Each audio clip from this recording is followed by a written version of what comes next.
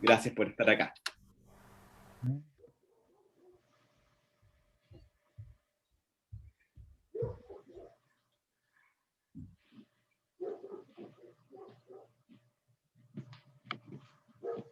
Está Tamara hablando, está escribiendo.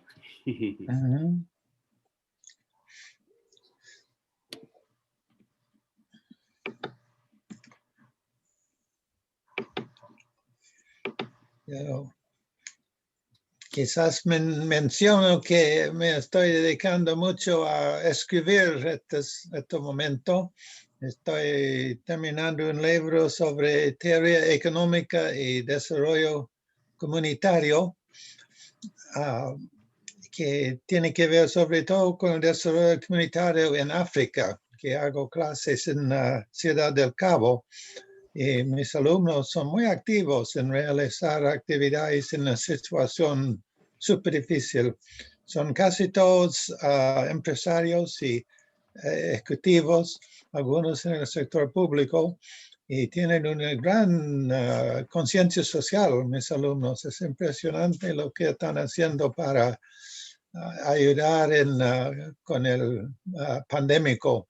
Por ejemplo, recién leí una investigación de una alumna que se dedica a la organización comunitaria para seguridad alimenticia en las poblaciones de Ciudad del Cabo durante el pandémico. Hay muchos voluntarios que su propio bolsillo están asegurando que la gente tenga para comer. A la vez estoy para los salesianos de la India preparando un resumen crítico de la última carta del Papa, de Papa Francisco, y estoy haciendo una especie de estudio comparativo de la Fratelli Tutti, que es la nueva carta del Papa, con las propuestas del Foro Económico Mundial de Klaus Schwab, que todos ambos están en cierto sentido en la misma onda, pero están en la misma onda desde distintas perspectivas. Bien, yo quiero brevemente mencionarles que estoy trabajando en un tema que es neoliberalismo versus populismo, que en realidad trata de comparar la experiencia de Chile neoliberal y la experiencia boliviana del 2006 al 2019 de lo que está en la Constitución boliviana, que es economía plural, que es, a mi modo de ver, un modelo heterodoxo, es un modelo con características muy diferentes a Venezuela, Ecuador, y que generalmente en la discusión en Chile se toma mucho lo de Chilezuela en forma despectiva para señalar que hay solo una vía, un solo modelo, el neoliberal, y que no hay opciones. Entonces, estoy trabajando en ese tema y mis últimos trabajos han sido sobre crecimiento y equidad. Entonces, sobre todo, comparo la experiencia boliviana y chilena desde el punto de vista de crecimiento y equidad, que son objetivos que deben alcanzarse económicamente juntos, no socialmente, lo haremos por los demás, no. Es un imperativo económico alcanzar los dos juntos, y para eso he trabajado en la característica del modelo de economía plural boliviano, que respeta la propiedad estatal, comunitaria, cooperativa y privada. Sí, bueno. Sí, me llamó la atención que la experiencia boliviana, a diferencia de muchas experiencias innovadoras, tuvo un buen crecimiento económico. ¿No es cierto? Justamente comparo el crecimiento en Chile, que tuvo un crecimiento del 7%, 8% del PIB en los 90, pero después va bajando.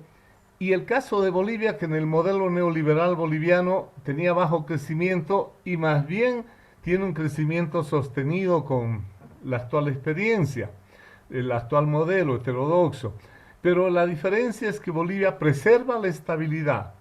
¿Por qué? Porque cualquier cosa que queremos hacer de mejorar la parte distributiva, la parte social, nos dicen cuidado con la estabilidad. Entonces, ese cuento más bien se demuestra de que se puede lograr crecimiento, estabilidad y mejor equidad. O sea, no hay lo que se llamaba una disyuntiva o crecimiento o equidad, sino se pueden lograr y estabilidad económica. O sea, Bolivia tiene bajas tasas de inflación. Entonces se asocia populismo con crecimiento al principio y después ya no sostenible, con inflación, con desestabilidad y también con el problema de lo que todos debemos preservar, que los beneficios de la equidad no sean reversibles, es decir, no se vuelven hacia atrás, sino se logran ser más sostenibles. Y, Qué interesante, porque justamente la conversación de este video que estamos grabando, que es que una especie de programa, tiene que ver con el desafío de la nueva constitución chilena. Y lógicamente la pregunta va a ser qué modelo económico, social, va a asumir esta constitución, nueva constitución. Entonces, el constitucionalismo latinoamericano, con la experiencia boliviana, que sin duda alguna, por una parte de sobre todo la derecha, trata de tirar abajo al piso, o la experiencia ecuatoriana, que son dos experiencias muy significativas para el constitucionalismo de la región.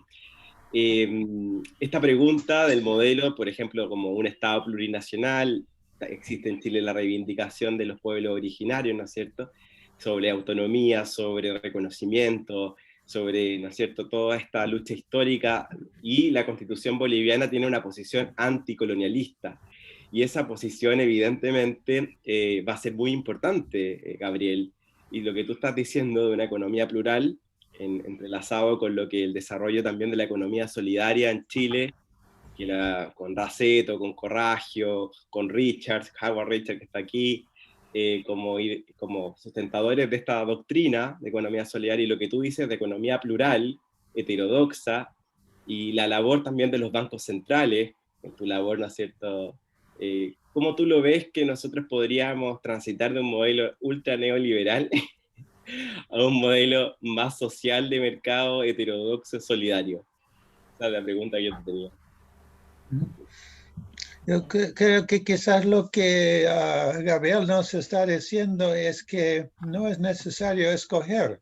Uno puede tener progreso social y progreso económico a la vez, y esta fue la experiencia boliviana, bajo la tutela del mismo Gabriel. Quizás Tamara podría presentarse, como está recién llegada. Tamara anda en el sur ahora, acompañando a una candidata a la Asamblea Constituyente. Sí, bueno, buen día para todos aquí. Claro, como Howard dice, mi nombre es Tamara Aguilar Avena. Soy magallánica, aquí de la Patagonia chilena. Y conectada con Howard desde Limache por mi trabajo como activista comunitaria, cooperativista. Y ahora de regreso a estas tierras, inicialmente acompañando a una amiga que está en su proceso constituyente, pero también estoy aquí por interés personal, porque son los temas, las ideas que trabajo en mi quehacer. Así que muy agradecida y escuchando muy atenta también todo lo que pueda abrir lucecitas nuevas, desde esa también imagen inspiradora de Bolivia. La verdad es que a mí desde siempre, como educadora, soy profesora, soy músico, soy sacerdotisa, trabajo también en la espiritualidad, y como desde todos esos lugares la tierra boliviana inspira. Así que mejor aún si ahora puedo observar desde la idea, desde el sistema, desde las formas de organización societal. Gracias por eso. Bueno, estoy aquí con mi compañero y mis crías, por eso el sonido ambiente sí, familiar. Bueno, yo estoy con mi compañera, es chilena, Carolina Pinto es economista y bueno, es la que me maneja mejor el Zoom que yo. Hola, Carolina. Tamara es muy modesta, es una gran cantante y una gran música. Y también es la fundadora de nuestra cooperativa aquí en Limache.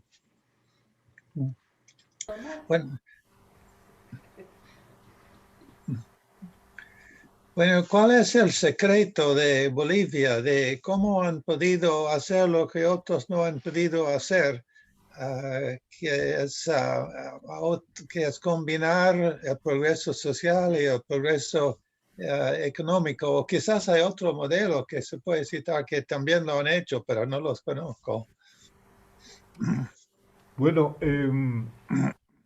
lo que pasa es que Bolivia parte de un fracaso del modelo neoliberal que se aplicó antes desde 1985 al 2005, o sea, 20 años. Chile fue el pionero de aplicar, pero después Bolivia el 85, 10 años después de Chile, aplica.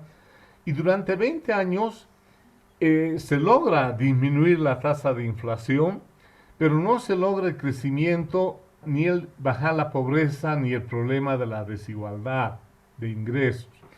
Entonces, se privatizó todo. En Chile se preserva Codelco, por ejemplo, ENAP. En Bolivia se estatizó, se privatizó todo. Entonces fue una contracorriente de lo que surgió, llamémosle, de las limitaciones de ese modelo neoliberal, excesivamente preocupado de la inflación. Y entonces ahí es donde se abrió un abanico de poder mejorar la parte de la producción, volver al Estado empresas que antes fueron privatizadas y mal administradas además por el sector privado. Y en el tema económico, la preocupación era el crecimiento, pero el presidente Morales, me acuerdo en una reunión, él planteó subir los salarios en un 100%. Y yo era director de UDAPE, que es un think tank, un equipo dentro del gobierno de asesoramiento de política económica y social. Era director. Y en la reunión yo le dije, no, señor presidente.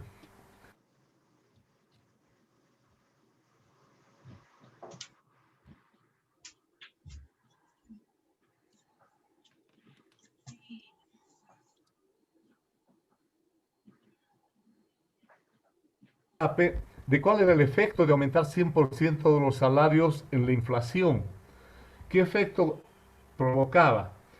Y el lunes a las 5 de la mañana me dice que presidente, yo le digo, presidente, usted le va a dar 100% a los salarios y con la otra mano les va a quitar casi lo mismo. ¿Por qué? Porque los precios, todo va a subir.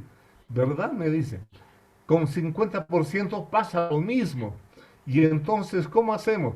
Nosotros tenemos un cálculo de hacer un 10%, porque en Bolivia el salario mínimo se había mantenido parado. El mínimo nominal se había mantenido parado, no se había aumentado. 500 bolivianos era así.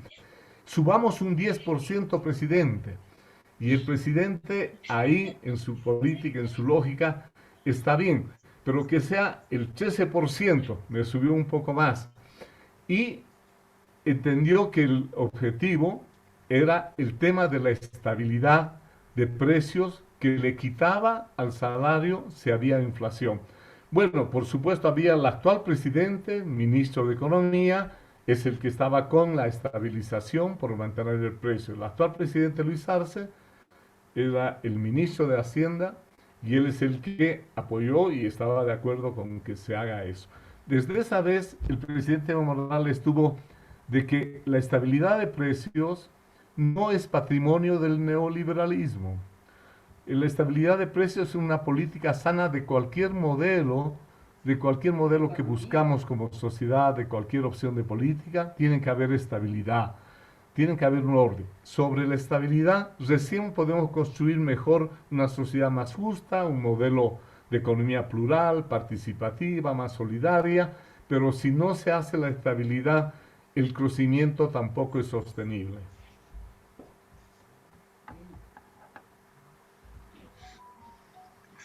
Bien, muy interesante. Yo quisiera plantear una cuestión chilena para ver cuál es su opinión. Como ustedes a lo mejor conocen muy bien lo que pasa en Chile, ¿no? A lo mejor no hay que entrar mucho en detalle, pero después del estallido social hubo un proceso de cómo determinar demandas sociales, cuáles son las demandas sociales más exigidos por el pueblo chileno, y se destacó pensiones, se destacó salud y se destacó educación. Y también nosotros, pero estos fueron los que más salieron en las distintas mediciones y plebiscitos en cada ciudad. Incluso mismo Rodolfo fue una persona que facilitó el plebiscito aquí en Limache para que todos votamos en cuanto a cuál fue la prioridad. Pero recién una alumna de cuyo su profesor fue un amigo nuestro, ha sacado un estudio indicando que no es previsible con ningún crecimiento económico previsible y ningún caudal tributario posible atender a esta demanda. Entonces, mi tesis es que el sector privado tiene que aumentar su aporte. Que, por ejemplo, el problema de las ancianas que no tienen una pensión adecuada, quizás viven solas, que los mismos juntas de vecinos, las empresas privadas, los individuos, nos preocupamos de hacer lo que el Estado no va a poder hacer dentro de un futuro previsible, sea lo que sea la Constitución. También tengo otra propuesta relacionada. Yo he hecho varios estudios de la educación chilena y yo opino que se puede hacer grandes mejoras en la educación con el mismo gasto. O sea, el problema no es tanto falta de dinero, sino una filosofía inadecuada. Y sucede que en el grupo Chile UFU tenemos una persona que hoy día no está, pero es una miembro muy activa que ha inventado un sistema que se llama Escuela Libre y Feliz. Y yo tengo la hipótesis que se puede mejorar mucho la educación por educar mejor con la misma plata. Pero menos yo creo que vale la pena estudiarlo y voy a proponer que algunos universitarios se dedican a este tema. No sé cuál es el papel del sector privado en Bolivia en cuanto a obras sociales. El sector privado, en términos del producto, representa un 80-85%. El sector estatal en Bolivia, en términos del producto, es un 10%, 15% de la economía. La economía comunitaria es una economía agropecuaria fundamentalmente, es la tradicional, la que está en el occidente, y ese es un 5 o 6% de la economía. Y hay un área cooperativa, minera, que es un 4%, 3%. Lo que podemos, la forma de plantear el tema es más Estado o menos Estado. Y se mira al Estado por el gasto fiscal que hace con relación a lo que producimos todos, a lo que es el PIB. Eso en Chile, con los últimos, está en torno a 23%, 24%. Y en el caso de Bolivia está cerca al 40%. Pero uno dice, los populistas gastan mucho. La OECD está en torno al 40%. Los países adelantados gastan el 40% en promedio de su producto. Por lo tanto, el gastar mucho no significa subdesarrollo ni despilfarro.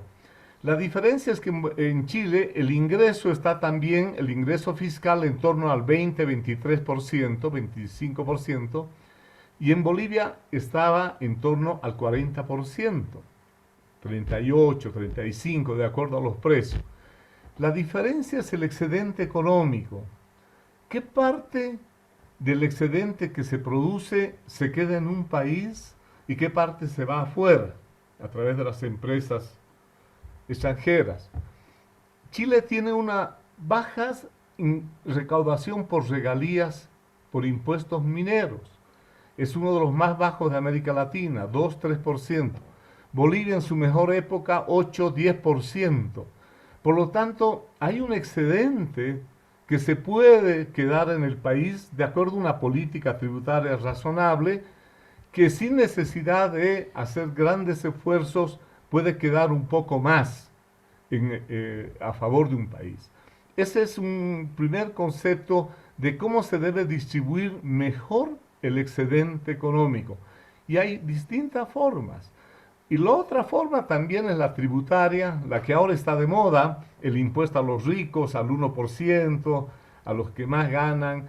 El tema de la tributación también es un problema entre el excedente y el excedente de los sectores que tienen más ingresos, los que tienen menos ingresos y los trabajadores.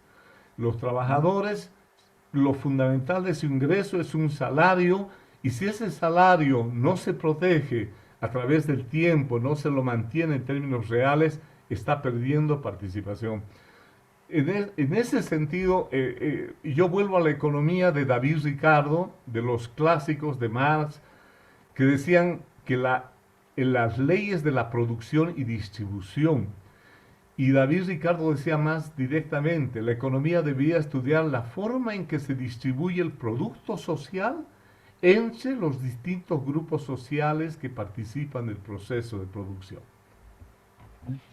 Se puede decir que si no hay excedente, no se puede tributar el excedente. ¿Me explico? Bueno, es que nos decían primero hay que aumentar la torta y después vamos a distribuir. Lo que pasa que se aumentaba la torta, rebalsaba un poco, ¿no?, los adornos de la torta, pero no había una distribución. El tema es, Bolivia, por ejemplo, completamente de hidrocarburos. En hidrocarburos, con el modelo neoliberal, de una regalía de 50% se bajó a 18%. Con el gobierno de Evo Morales se volvió a la regalía del 50%, pero no se nacionalizó. Las empresas siguen haciendo contratos de exploración, producción en la parte productiva. No se entró a quitarles. Y se compró acciones, porque eran empresas, sociedades anónimas y todo eso.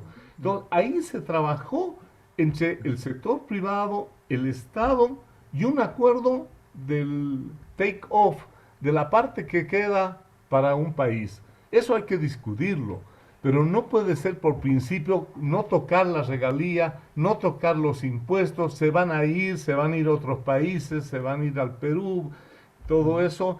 Hay márgenes, modalidades de que ese excedente quede en el caso del país.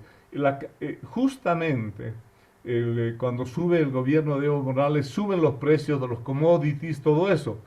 Pero el efecto no hubiera sido lo mismo si no hubiera quedado una parte de ese excedente en el caso del país, las reservas internacionales, los ingresos fiscales. Hay un problema de transparencia de la contabilidad. Tuvimos aquí en Chile el caso de una empresa que se declaró pérdidas por 16 años. Y esto fue sobre la base de tuvo un gran costo pagando asesoría de otro ramo de la misma empresa que estaba en el Caribe, y por eso declararon pérdidas, aunque de hecho tenían grandes ganancias. Después vendió la propiedad en, yo creo que 1.500 millones de dólares o algo así. Y eso aparentemente el fisco no sabía bien cómo estaba la contabilidad, que fue la base de sus declaraciones de impuestos. Bueno, la transparencia es un problema de ida y vuelta. Es un problema en los modelos neoliberales desregulados que dejan al mercado, dejar a las empresas, pero también el estatismo. Hay un problema de transparencia, de manejo de los recursos fiscales y cómo se asignan. De ahí que estoy más de acuerdo en establecer reglas, y las reglas que no sean discrecionales, sino que se cumplen. Y Chile tiene un avance, les cuento, porque a veces no se aprecia cuando uno vive en Chile si no se lo mira desde afuera. Yo lo miro desde afuera y veo que hay un ordenamiento fiscal, hay un ordenamiento del Estado, y está en los países de la OECD con mayor regulación. El último informe de la OECD sobre Chile dice es uno de los países que tiene mayor regulación el Estado. Allá en Chile se mueve unos centavos, ingresos, se tiene el manejo. El otro es en qué sentido es el manejo. O sea, hay una capacidad de regulación, pero lo que hay que establecer las normas de aumentar las regalías, aumentar los impuestos mineros. Bolivia tiene una característica interesante. Parte de la regalía minera, por ejemplo, del cobre, y no va todo al gobierno central, sino va a Antofagasta, va a la región norte, va donde se produce. Por lo tanto, los que se preocupan de ver que se funcione mejor, también hacer auditoría en realidad, porque ese es el tema, pero son los que reciben las regiones que reciben. Por lo tanto, la idea es de que se pueda hacer un mejor control de las reglas y dejar las excepciones. Chile tiene muchas excepciones tributarias que perforan la norma. Entonces, cuidar esas exenciones tributarias y establecer niveles más justos de tributación. Sí. Bueno, quizás te voy a pedir a Rodolfo que intervenga. Yo tenía una pregunta. Gracias, Howard.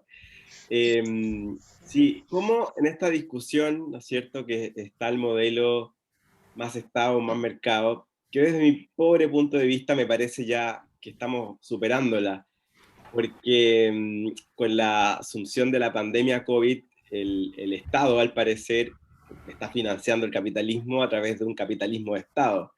Lo vemos con la emisión de deuda en Estados Unidos inorgánica, a punto histórico. Vemos también la cantidad de bonos directos a la población de países desarrollados que bueno, predican un modelo liberal de mercado como Inglaterra o la Unión Europea, ¿no es cierto?, pero actúan de forma distinta en su territorio que las provincias excoloniales como nosotros. Entonces, se ve que parece ser que el capitalismo como lo conocemos igual ha mutado, y el Estado tiene una preponderancia en solventar también la política financiera. Entonces, ¿cómo tú lo ves, Gabriel, entre lo que está pasando en este capitalismo de Estado, podemos decir? ¿Cuál es el rol del Banco Central aquí? Y aparte que también la pregunta sobre la validez del Banco Central, como lo conocemos con el ascenso de las bitcoins y el modelo descentralizado, y por lo menos yo soy abogado constitucionalista y la pregunta es si nosotros constitucionalizamos dentro la autonomía de las personas frente a la descentralización de la moneda, y cómo la asignación de valor va a cambiar no desde un banco central, sino que una asignación de valor que va a estar por un algoritmo. Entonces, esta pregunta sobre la descentralización de la moneda como un aspecto de la nueva economía digital y el rol del Estado en un mundo pandémico donde el modelo de libre mercado se ve en algunas áreas muy sobrepasado por la situación sanitaria. ¿Cómo tú lo ves? Bueno, cada vez que hay crisis resucita Keynes, dicen, ¿no? Keynes está como Lázaro, pero varias veces. El 2008, 2007, la crisis financiera, 2009, viene ahora con el COVID, uno dice, estoy de acuerdo, no hay discusión, pero el problema es que el Estado lo hacen intervenir cuando conviene. ¿Y a quiénes afecta y a quiénes favorece? La crisis financiera, el Estado intervino y salvó empresas financieras, fondos de inversión, todo eso. Y muy poco, bueno, los que perdieron sus casas en Estados Unidos siguen reclamando. Pero ahora con esta crisis está pasando y va a pasar lo mismo. Rescatan rápido empresas, sistema financiero, todo eso, y después hay unas gotas, un tratamiento, unas canastas para los pobres.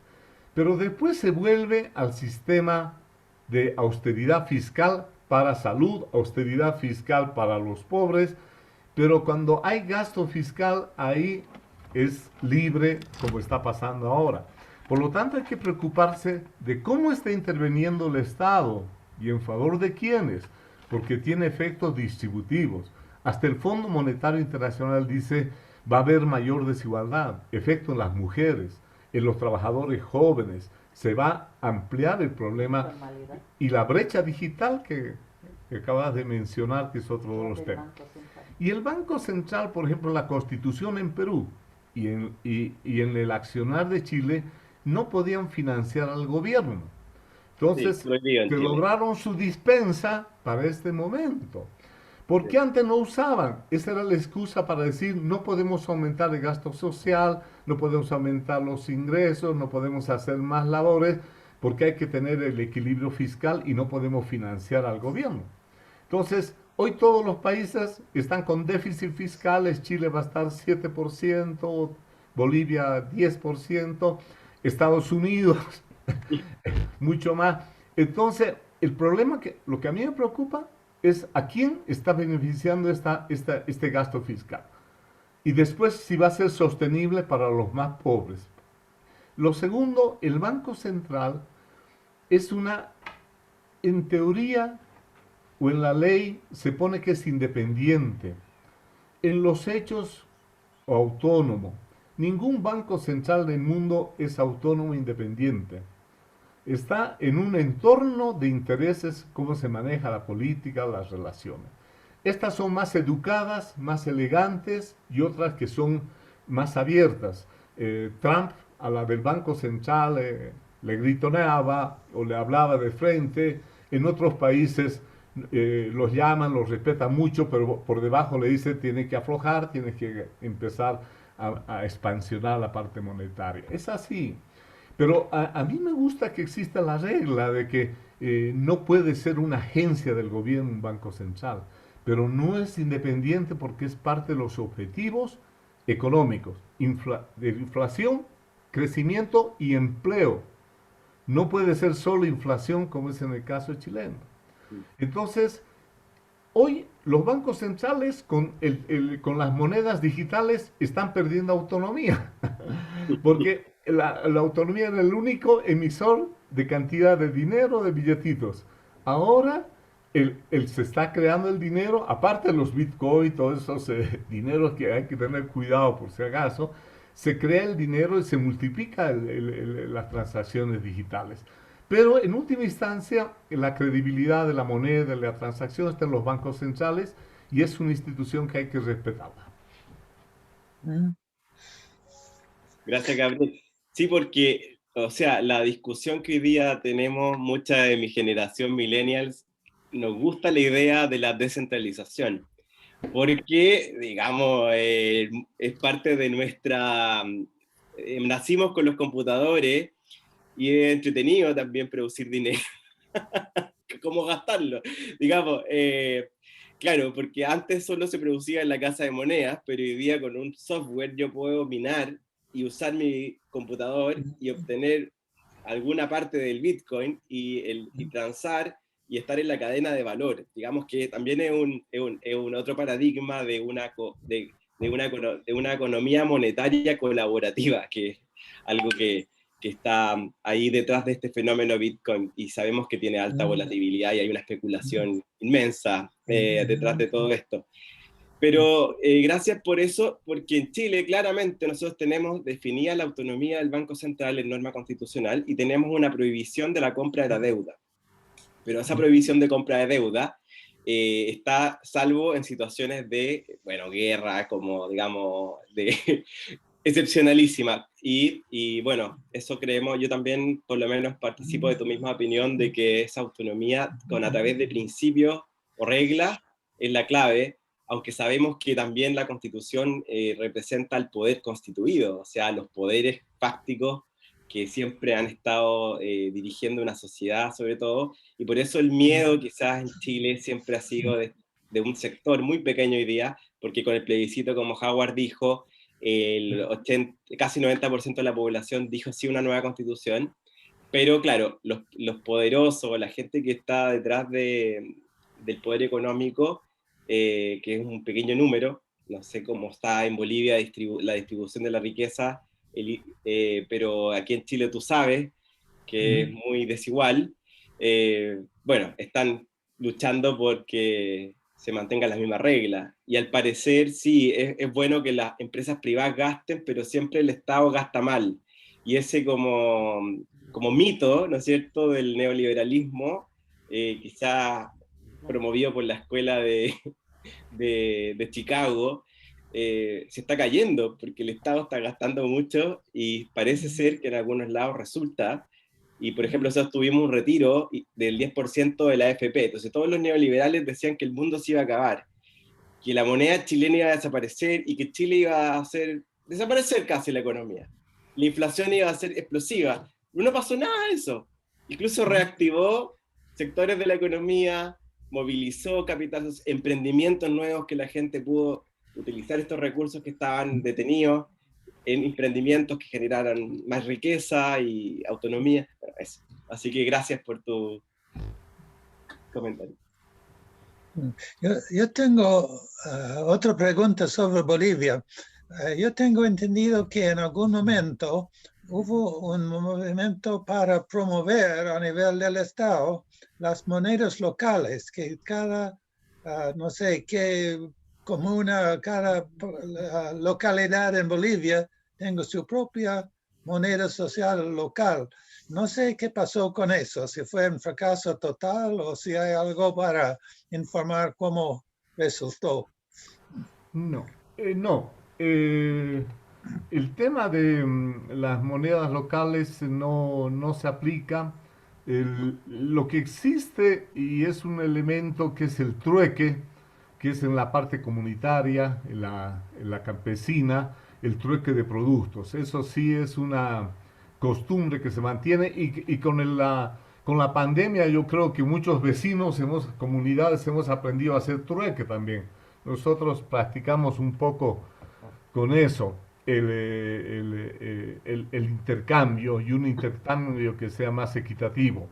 El tema de la moneda es de que el respaldo, en última instancia, cuando es Banco Central, el respaldo en última instancia está en el producto que genera la sociedad.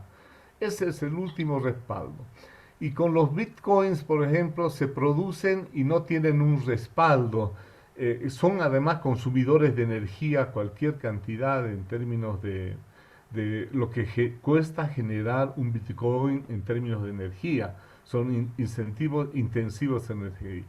Y entonces el tema de la moneda es un tema de precautelar el valor, porque es fácil lo que es el deterioro en términos de lo que es la pérdida. Bolivia tuvo una hiperinflación que era lo que hoy recibías en tu salario, al día siguiente era menos de la mitad.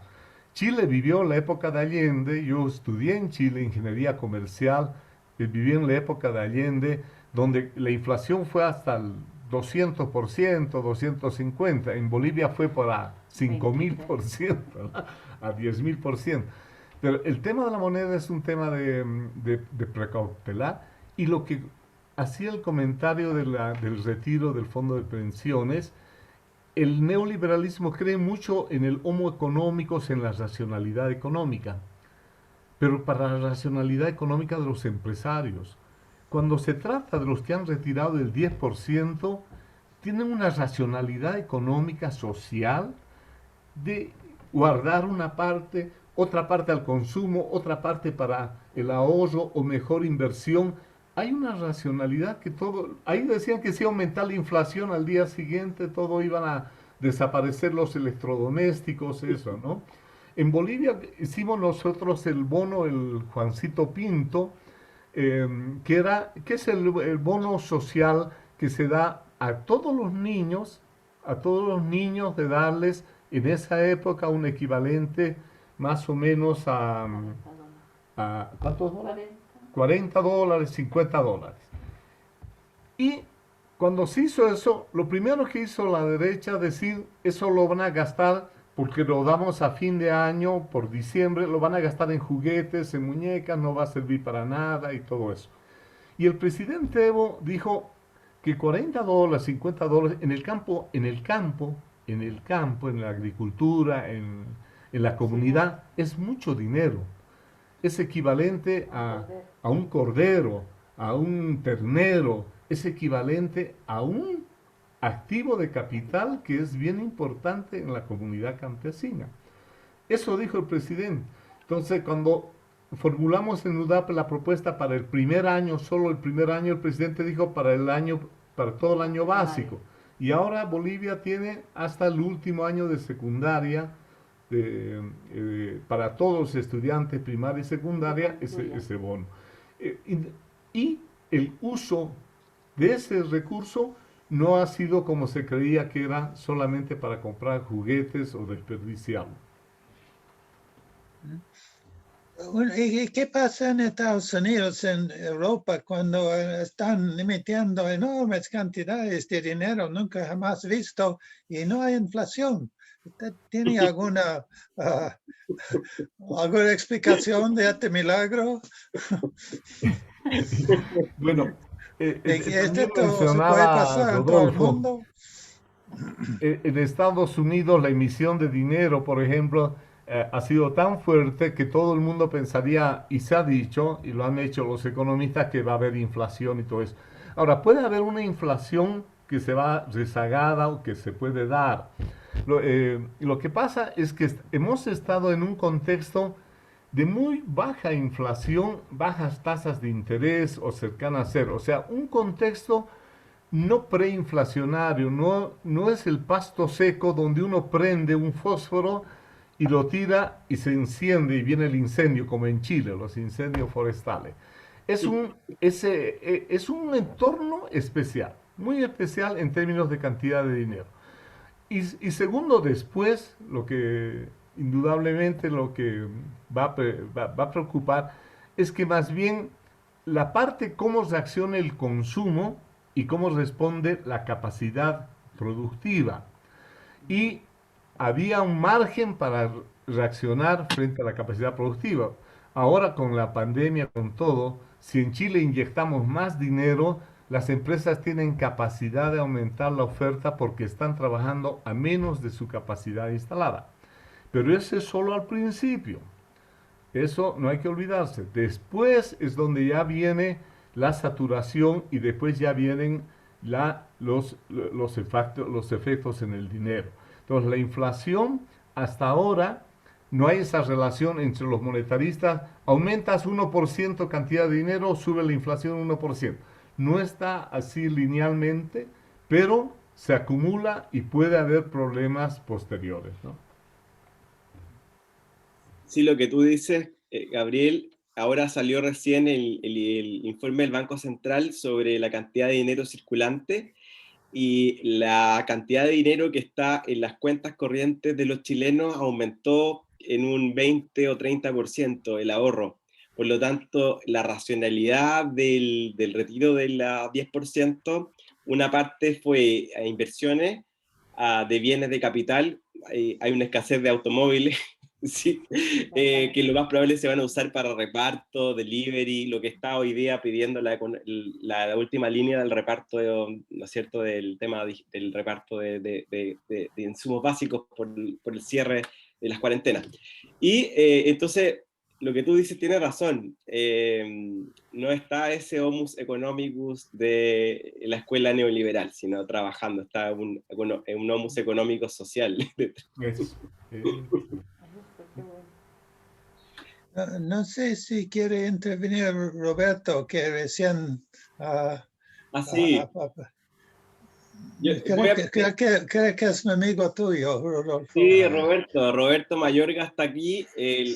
también es colega, profesor de la Universidad de Santiago, USACH, y fue embajador en Filipinas durante 4 años, entre el año 2009 y 2011, así que tiene el corazón filipino, es un gran amigo, hemos escrito juntos sobre la no violencia como metodología para la paz social, y bueno, y él es un experto en derechos sociales, y porque creo que escribió su tesis doctoral en ese tema en Alemania en los años 80. Así que ahí, Roberto, preséntate aquí con los amigos. Estaba Gabriel Loiza, expresidente del Banco Central de Bolivia, y Howard Richard, filósofo economista, Tamara, que también es una sacerdotisa, filósofa y economista social, y está también Ricardo Bilbao, que es periodista de Chile UFO, amigo y compañero.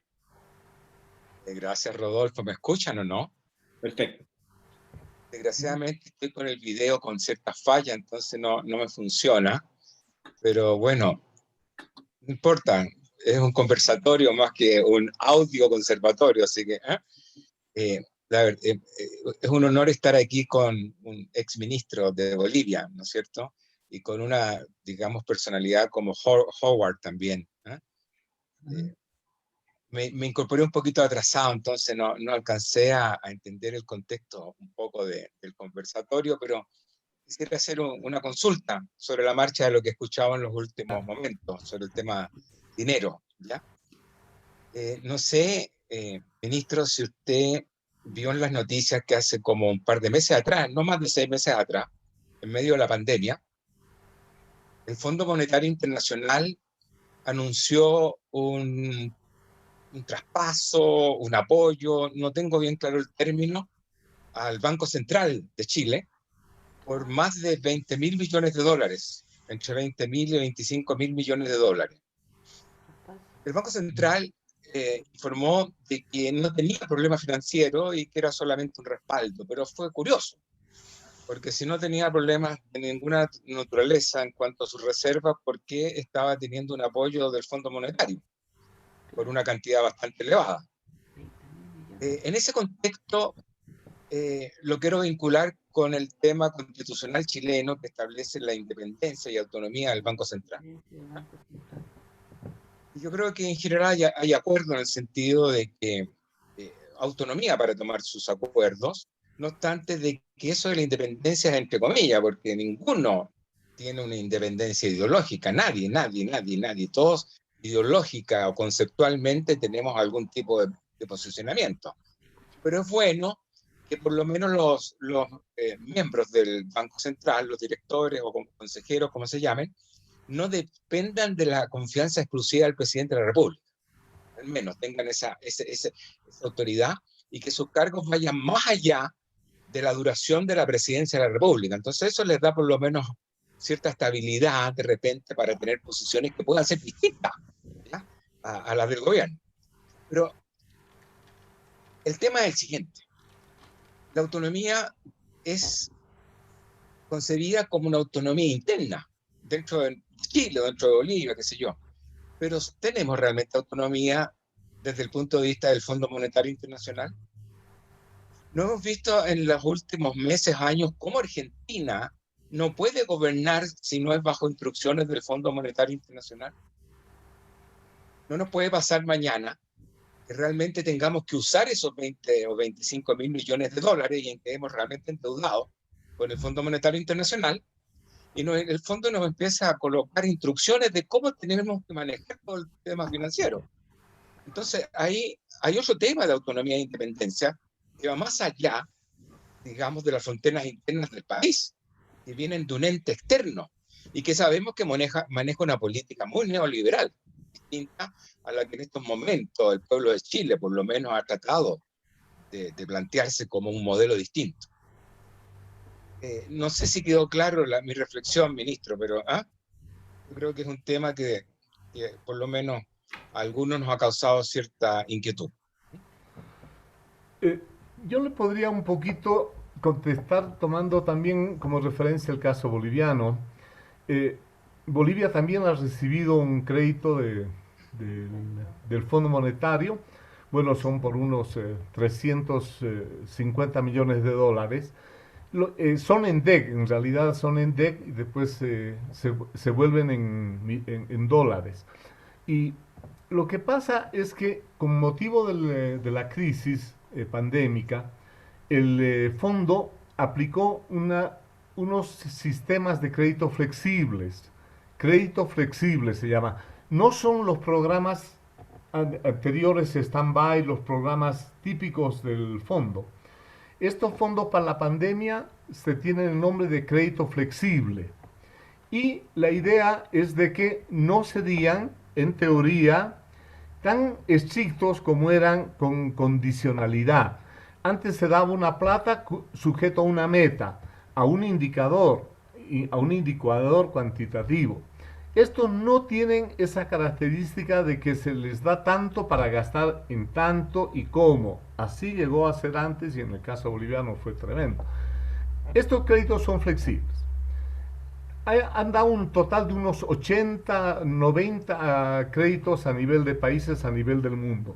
Ha salido recién un estudio muy sencillo que dice que la mayoría de estos créditos que está dando el fondo tienen cierta condicionalidad.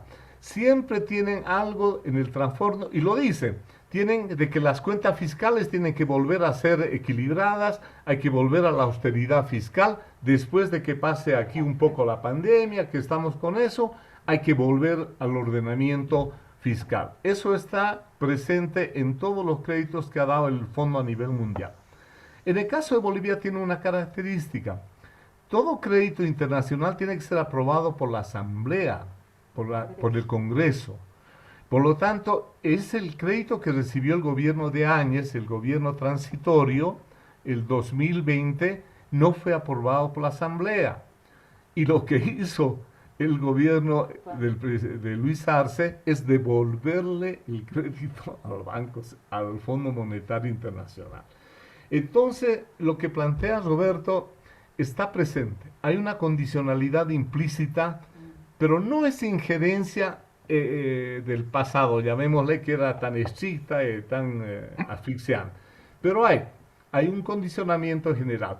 Y ahora mucho se ha tomado que esos dineros son como respaldo. Es para no ante una crisis donde antes cuando llegaba a Chile necesitó esos créditos después cuando aplicó la estabilización monetaria en los años 75 al 80, recurrió en los 80 créditos del fondo. Fue uno de los que más recibió en su época. Pero eso era por una situación de crisis externa, desequilibrio de balance de pagos. Chile no tiene esa situación de desequilibrio de balance de pagos y por lo tanto esos préstamos son para la situación de pandemia. Pero en el fondo tienen un requisito, una condicionalidad. Y ahí los bancos centrales tienen también el papel de que un convenio en el caso boliviano tiene que ser aprobado por el Parlamento, por ejemplo, ¿no? Entonces dan ciertas restricciones y tienen que además hacer explicación del uso de esos recursos.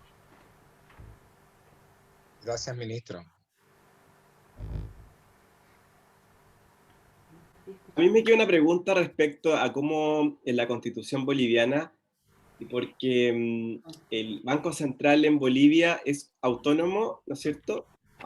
Tiene pleno. ¿Cómo se eligen los consejeros o hay una coordinación con el órgano ejecutivo, con el Poder Ejecutivo? Sí, aquí tengo la Constitución, justo, y lo que dice que el Estado, a través del órgano ejecutivo, determinará los objetivos de política monetaria y cambiaria en coordinación con el Banco Central de Bolivia. Este es el artículo que es para mí importante. Hay uno que es el Estado, además el gobierno que abarca todos los sectores, establece objetivos, pero tiene que ser en coordinación con el Banco Central. Ahora, lo difícil es eso, ¿no? Si lo subordinan o no. Entonces, en Bolivia no es independiente el Banco Central. Tiene una ley del Banco Central que dice la autonomía del Banco Central, pero con esto ahora es en coordinación con los objetivos. Entonces, por ejemplo, la política cambiaria y política monetaria, sus objetivos se establecen en coordinación con el gobierno. A mi modo de ver, debería haber esa coordinación porque la política monetaria cambiaria no está separada de la política fiscal, de la política de ingresos, políticas de salarios, todo eso. Y tiene que haber una coordinación. Lo importante es establecer un mecanismo de coordinación que permita esa agilidad y no sea de subordinación. Eso sí. ¿Cómo se eligen los directores? Los directores se eligen a través del Parlamento, que ellos deberían presentar una terna, por lo tanto el Congreso presenta la terna y el gobierno elige a los directores de base de esa terna. Eso dice la teoría. En la práctica, desde que subió el 2006, lo que hay, y eso no es bueno, esa práctica, son los directores interinos, que es el gobierno, el presidente es el que nombra a los directores. Yo no estoy de acuerdo por esa discrecionalidad. Es necesaria una parte alternativa que debería ser, a mi modo de ver, el Congreso, y que le dé la opción al presidente para que él pueda de la terna escoger. No es el presidente el que pone la terna para que escojan, sino es el Congreso el que pone la terna. Pero al final los criterios deberían ser claros. Los directores no deben depender de un gobierno determinado, ni deberían estar en el mismo periodo de gobierno que de 4 años o que se establece, o de 5, sino tiene que tener una estabilidad mayor. A mí me parece un importante concepto jurídico que las constituciones suelen tratar de poderes, que hay un equilibrio de poderes, uno tiene este poder, otro poder, pero en este se trata de coordinación, que en principio no es un enfrentamiento de poderes, que de alguna manera la misma Constitución dice que, si entiendo bien, deben entenderse y ponerse de acuerdo para coordinar su acción. Eso, ese balance de poderes, que es el principio que debería mantenerse, es fundamental. Y el de coordinación es de que hay dos partes que tienen que hablar sobre eso. Sí, en la ley del Banco Central Boliviano, ahí está bien, en los primeros artículos que la estuve ahora viendo, la 164, establece, claro, en el artículo cuarto, que el BCB tomará en cuenta la política económica del gobierno. Y, tomará en cuenta. Y después el BCB recomendará al gobierno. Entonces hay como un intercambio de información que parece ser que sirve para justamente para que la economía plural se estabilice. Claro. Y nosotros, claro, tenemos este mito, y ahí un poco Roberto tiene una idea, que lo que hablamos antes que llegara Roberto Mayo, Roberto es un profesor de Derecho Público. Entonces, él habla de utilizar los excedentes de nuestros recursos naturales, sobre todo el litio, que ahí compartimos también ese recurso con Bolivia, como dos principales países que tienen mucho litio, reservas de litio inmensas, Chile y Bolivia, donde podríamos hacer una cooperación transnacional para el desarrollo de esta tecnología, que va a ser elemental para el futuro de la electromovilidad y todos los demás desarrollos tecnológicos. Pero Roberto Mayorga ha señalado en varios artículos en la prensa la necesidad de nacionalizar, ¿no es cierto?, o devolver. Roberto, ¿podría decir tus ideas para que compartirlas con Gabriel? Porque Gabriel ya se refirió a esto, como parte de la economía plural, de aumentar los royalties. Bueno, perdón, Howard. Roberto. No, Roberto Howard. Primero, si Roberto quiere hablar. Mira, en realidad el tema que tú planteas es un tema bien complicado, ¿eh? O sea, pero yo tenía una pregunta previa que está vinculada con esto, que se refiere al tema de la inversión extranjera, ¿ya? Ministro, le voy a hacer la pregunta de cómo se trata, o si el Banco Central de Bolivia, qué facultades tiene respecto a la inversión extranjera, ¿ya? Y la pregunta está en el contexto siguiente. En Chile, hasta hace 5 o 6 años atrás, la inversión extranjera se controlaba a través de un organismo que se llamaba Comité de Inversiones Extranjeras. Y el inversionista firmaba un contrato con el Estado de Chile, y el Comité de Inversiones Extranjeras, que estaba compuesto por 5 ministros, 5, incluso el ministro de Relaciones Exteriores, no solamente el ministro de Hacienda y el de Economía, sino el de Relaciones Exteriores, analizaba, digamos, los intereses de la inversión extranjera para el país, ¿ya? En el sentido de que podía decir, esta inversión puede ser perjudicial para el país, y no le daba lugar simplemente, ¿ya? Siempre actuando no discriminatoriamente, eso sí, ¿ya? Ese comité se canceló, se anuló, y en este momento la inversión extranjera solamente es muy libre. Se ingresan los capitales o ingresan a través del Banco Central. Pero el Banco Central carece de las facultades para justamente evaluar la conveniencia o no conveniencia de inversión extranjera. Entonces es como una especie de buzón nomás, por donde entra y sale dinero extranjero, sin ningún control. Eso, digamos, está vinculado al tema de nuestros recursos naturales. Porque, por ejemplo, hace 1 año y medio atrás, parte de nuestro litio pasó a manos de China. En estos momentos está manejado nuestro litio por 2 grandes consorcios, uno vinculado a Estados Unidos, al Marle, y otro de carácter, digamos, mixto, chileno-chino, que es Sokimich, ¿ya?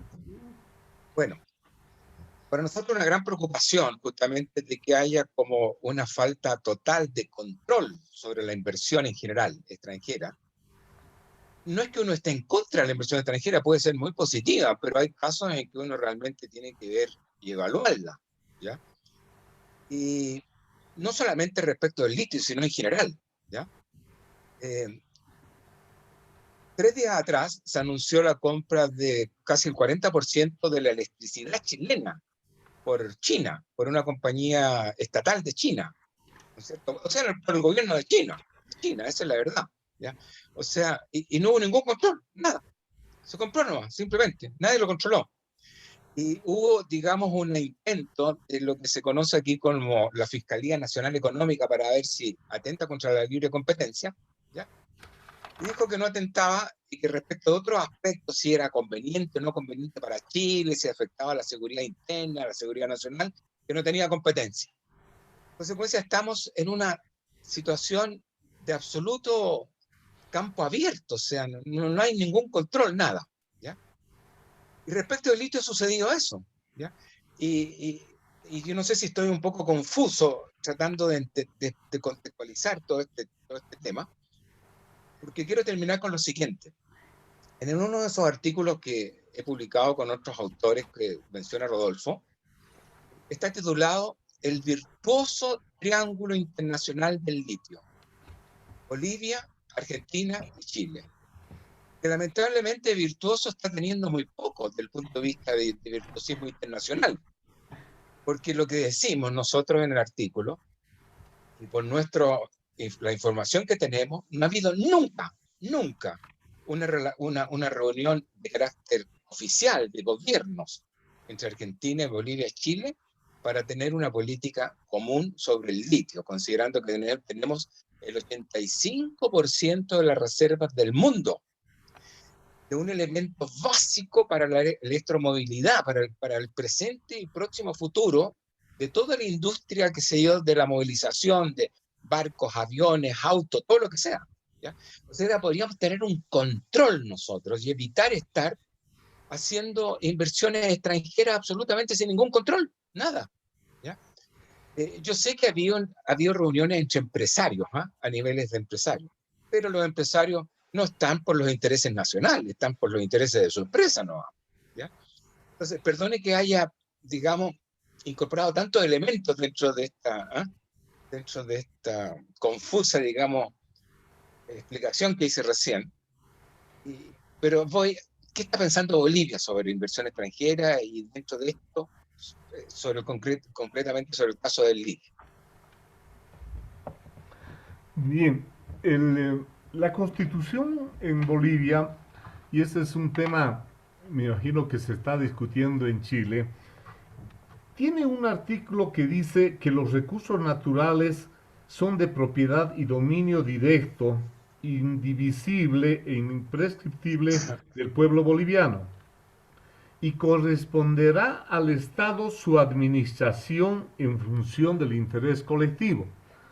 Es decir, todos los recursos naturales, suelo, subsuelo, son del pueblo y el Estado es el administrador. Y después se pone que el Estado podrá suscribir contratos de asociación con personas jurídicas, nacionales, extranjeras, para el aprovechamiento de los recursos naturales. Lo que pasa, eso es la parte del núcleo. Lo malo de la Constitución boliviana, que pone muchas normas reglamentarias ahí mismo en la misma Constitución, y eso no es aconsejable. De ahí que, siendo crítico, es mejor poner el principio de que eso depende del pueblo, lo administra el Estado, y el Estado puede dar a empresa nacional o extranjera para su uso. Después viene la ley que obviamente establece las condiciones. Por lo tanto, en Bolivia, todo contrato con inversión extranjera se hace por ley.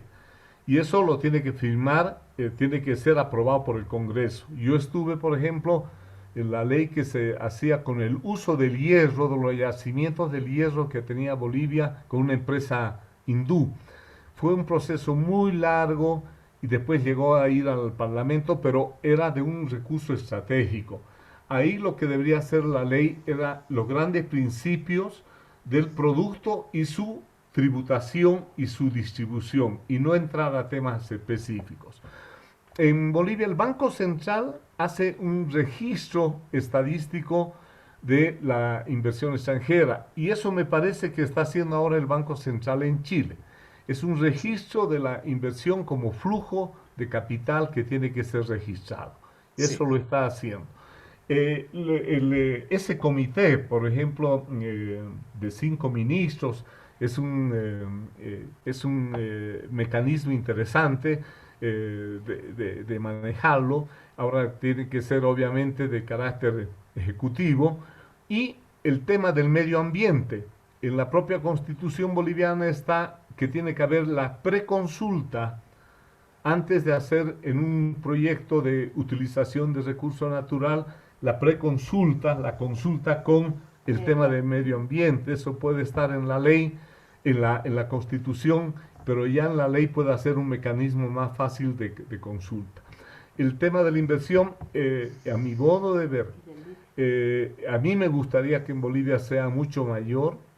Es demasiada inversión pública, tiene que haber un equilibrio. En Chile hubo demasiada inversión extranjera y poca inversión pública, y yo creo que debe haber un equilibrio entre inversión pública e inversión extranjera. El tema del litio, se hablaba de mito, de todo, es una realidad, está llevándonos por encima ya de los tiempos a los países, y así como que hubo el cártel de la OPEP en su momento, estamos en condiciones de hacer un cártel del litio entre Chile, Bolivia y Argentina. Sí. Gracias, ministro. Howard quería decir algo. Quedó en la... Bueno, yo quisiera llamar la atención que hemos agotado la hora y hemos prometido Sí. a Gabriel de no tomar más de 1 hora de su tiempo, pero yo creo que fue muy importante la intervención de Roberto y recién llegó Flavio. No sé si Flavio quisiera decir Hola. algo. Hola, buen día. O quizás pensemos que sí nos fue la hora y seguimos el otro sábado. No, lo dejo al criterio de ustedes. No, yo creo que Gabriel tiene que ir a almorzar, ¿o no? Sí. Gabriel, ¿usted está en Bolivia en este momento?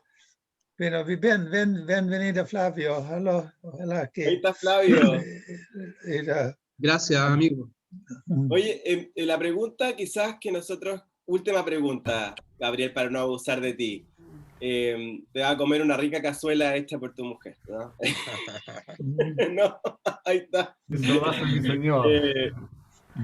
Oye, ¿cómo el concepto de buen vivir, ¿no es cierto? O suma camiña, ¿no es cierto? Que está ese artículo 8º de la Constitución boliviana que es tan bonito, que resume todo el concepto ético, ¿no es cierto?, del pueblo boliviano plurinacional.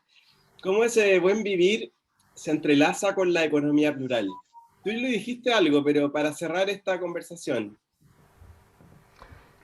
Bueno, el buen vivir es lo que hoy estamos hablando de la economía donuts, de las economías naranja, de las economías circulares, economías verdes. El buen vivir es el equilibrio entre la búsqueda del bienestar individual, material, y la búsqueda de un bienestar comunitario colectivo. Un equilibrio entre necesidades materiales e inmateriales. Hoy ya se habla mucho de seguridad, de solidaridad, de reciprocidad, cosas que no son materiales cuantificables. Eso es en la filosofía de lo material, de lo inmaterial, de la comunidad. La pandemia nos ha enseñado a vivir en comunidad y la solución de la pandemia no es una vacuna, es comunitaria, es de todos. Y el tema es de cómo esto se ubica en una economía, en la práctica, en la economía plural. Yo les digo, es muy difícil. Yo he sido uno de los propugnadores en el Plan Nacional de Desarrollo, me tocó siendo ministro de Planificación. El plan de desarrollo se llama del vivir bien y resulta que cómo lo operacionalizamos, cómo lo ponemos con metas, cómo lo podemos poner en acciones. O sea, hay todo un desafío. Es bonito el discurso, pero ¿cómo lo operacionalizas? Hasta ahora yo creo que nosotros tenemos muchas limitaciones para operacionalizarlo y cumplirlo en la práctica. Y justamente el modelo de economía plural es un modelo que debería estar en función de lograr el crecimiento y la equidad en función del vivir bien, de tal manera de que se enlaza. Es decir, están las piezas, están los elementos. Lo importante es que hagamos el esfuerzo de poderlo llevar a la práctica, poderlo cumplirlo y podamos practicarlo diariamente. Gracias. Bueno, nos despedimos y agradecemos mucho a Gabriel por acompañarnos. Muy bienvenido a Roberto también, que viene por primera vez, y a Flavio. Bueno, quiero agradecer, Howard, especialmente a ti, pero a este grupo que me gusta haberlo conversado, que poder intercambiar. Quisiera que me sigan invitando y yo también para aprender de ustedes, para escuchar. Muchas gracias entonces por la invitación. Bueno, gracias a usted. Gracias, Gabriel. Gracias a todos. Muchas gracias. Gracias, Roberto. Gracias, Flavio. Gracias a todos. Gracias, amigo. Gracias, Howard, ministro Rodolfo.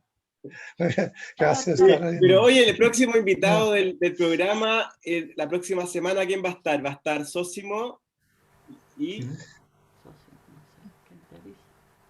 Sí, tenemos el próximo...